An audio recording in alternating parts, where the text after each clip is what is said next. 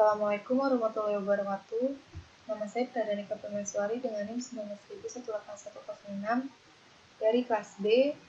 Di sini saya akan menjelaskan ERD dan skema relasi yang telah saya buat, yaitu tentang klinik.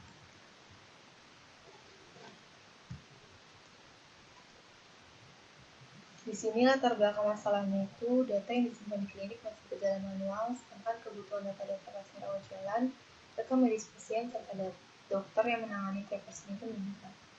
Lalu sistem yang dijalankan belum sepenuhnya membantu pekerjaan dan penyediaan data yang akurat dan dimensialkan.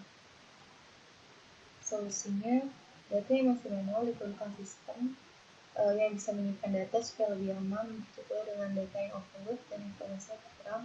Diperlukan sistem agar data tersebut tidak perlu dan lebih lengkap untuk mencari informasi. Di sini ada identifikasi data dan isian data. Ada 5 entitas beserta atributnya. Yang pertama, identitas pasien dengan atribut ID pasien, nama pasien, alamat, jenis kelamin, tanggal lahir, dan golongan darah. Yang kedua ada entitas dokter, atributnya ada ID dokter, nama dokter, alamat, jenis kelamin, dan tanggal lahir. Yang ketiga ada entitas obat dengan atribut ID obat, nama obat, jenis obat, aturan pakai, dan harga. Lalu yang keempat ada entitas data pemeriksaan dengan atribut ID pasien, ID dokter, ID pemeriksaan, keluhan pemeriksaan, dan data obat. Yang terakhir ada entitas pembayaran dengan atribut ID pembayaran, ID pasien, data pasien, dan total harga obat. Di sini saya akan menjelaskan tentang kardinalitas terlebih dahulu. Kardinalitas dari dokter ke pasien, kardinalitas minimumnya 1 dan maksimumnya many, karena satu dokter atau banyaknya dokter dapat memeriksa satu pasien atau banyaknya pasien. Begitu pula sebaliknya, satu pasien atau banyaknya pasien dapat diperiksa oleh satu dokter atau banyaknya dokter. Yang lalu dokter menetapkan data pemeriksaan dengan kardinalitas minimum yang 1 dan kardinalitas maksimumnya minimum. Jadi satu dokter atau banyaknya dokter dapat menetapkan satu data pemeriksaan atau banyak. Begitu pula sebaliknya, satu atau banyaknya data pemeriksaan dapat ditetapkan oleh satu dokter atau banyaknya dokter. Lalu ada pasien mempunyai data pemeriksaan. Di sini itu kardinalitas minimumnya 1 dan maksimumnya 1. Dan data pemeriksaan ke pasien kardinalitas minimumnya 1 dan kardinalitas maksimumnya minimum. Jadi hanya satu pasien dapat mempunyai satu data pemeriksaan atau banyaknya data pemeriksaan, sedangkan satu atau banyaknya data pemeriksaan dapat dipunyai oleh satu pasien saja. Lalu ada pasien terima obat. Di sini kardinalitas minimumnya 1 dan maksimumnya 1. Dari obat pasien kardinalitas minimumnya 1 dan maksimumnya many. Di sini satu pasien dapat menerima satu atau banyaknya obat, sedangkan satu atau banyaknya obat hanya dapat diterima oleh satu pasien saja.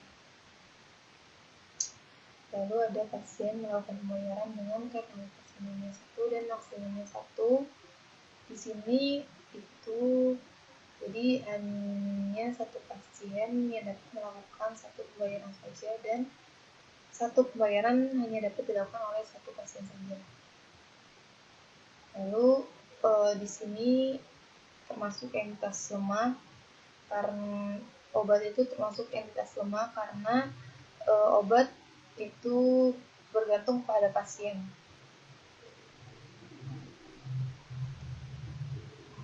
Nah, di sini ada garis 2 dan garis 1. Garis 2 itu menyatakan tentang partisipasi total antara dokter ke pasien. Lalu ada yang kedua ada dari dokter ke data pemeriksaan. Jadi yang termasuk partisipasi total itu karena entitas dokter keberadaannya tergantung pada keberadaan entitas pasien dan sebaliknya. Jika ada seorang dokter, maka harus ada pasiennya. Begitu pula sebaliknya, adanya entitas pasien harus ada entitas dokter yang memeriksa pasien tersebut. Yang kedua, itu ada entitas dokter dan entitas data pemeriksaan. Jadi, entitas dokter keberadaannya tergantung pada keberadaan entitas data pemeriksaan dan sebaliknya. Jika ada seorang dokter, maka harus ada entitas data pemeriksaannya. Begitu pula sebaliknya, adanya entitas data pemeriksaan harus ada entitas dokter yang menetapkan data pemeriksaan tersebut. Ini adalah termasuk penjelasan dari partisipasi total yang telah kita ketahui. Lalu di sini ada skema relasi yang mana entitas-entitas tersebut dapat terhubung satu sama lain. Dari entitas pasien, di sini ada FK, dia menghubungkan ke obat dengan nama pasien yang berbentuk FK juga. Lalu ada pasien ke pembayaran, ID pasien itu PK dan terhubung pada ID pasien di pembayaran itu FK, foreign key dan premier key. Terus ada pasien ke data pemeriksaan. Di sini ada ID pasien sebagai primary key menghubungkan ke data pemeriksaan ke ID pasien yang termasuk foreign key.